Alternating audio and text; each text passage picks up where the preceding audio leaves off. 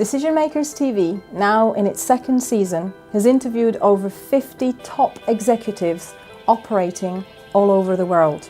Here are some of the most pressing issues within the travel and tourism industry, highlighted by you.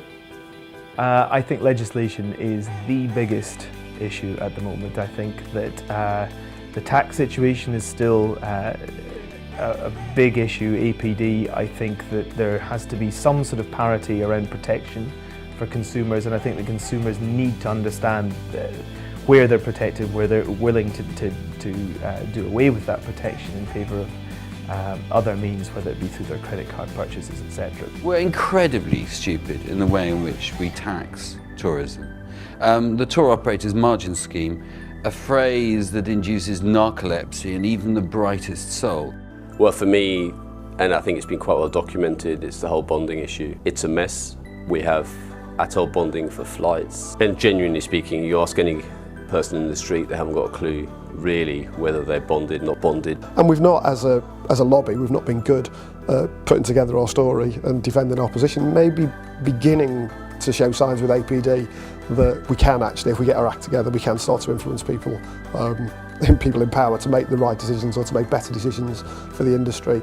If you think right now there are 1 million air passengers in the air as we speak right now, I think the challenge for the industry is to pull together all of this data to have one single repository of the traveller data. You can be the best website in the world, but if you don't know what your customer is doing, if you don't know who your customers are or what they're doing or what they want to buy, you might as well close down. And actually we don't look at data close enough. What I would like to see would be a data clearinghouse, and it could be done by somebody like IATA. The mobile trend is so strong, that's really the only important one that we see. I think where we're seeing an enormous amount of growth is on mobiles, on tablets, on multiple devices.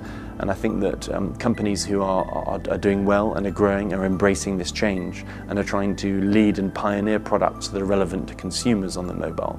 But certainly, we're seeing very rapid growth in mobile and tablet use. The internet and Googleization of our industry is the challenge. People have a lot more information. We have to be aware that the customer today has more information on his fingertips than even a travel counselor sometimes has. I think the biggest challenge is human resources. Our industry does not pay enough. It's still a people business, and what will determine the success of the travel sector will be the quality of people. I think it's about sustainability. Okay, the globe is a very fragile place, and making sure that we don't destroy cultures with tourism. The travel industry kind of has a responsibility. Those were the key issues and concerns that you have raised over the last 12 months. But it wasn't all serious, so here are a few light-hearted moments. One of the highlights was actually receiving the first cheque when I set up the business. When I still keep it on my wall. I mean, it sounds silly, it's for £221.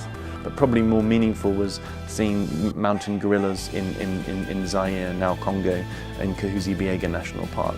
And that was a humbling experience. That was a reminder that we don't own this planet. When you're 3 feet from a silverback gorilla who could squish you with one hand, it's humbling to remember that we weren't the first here.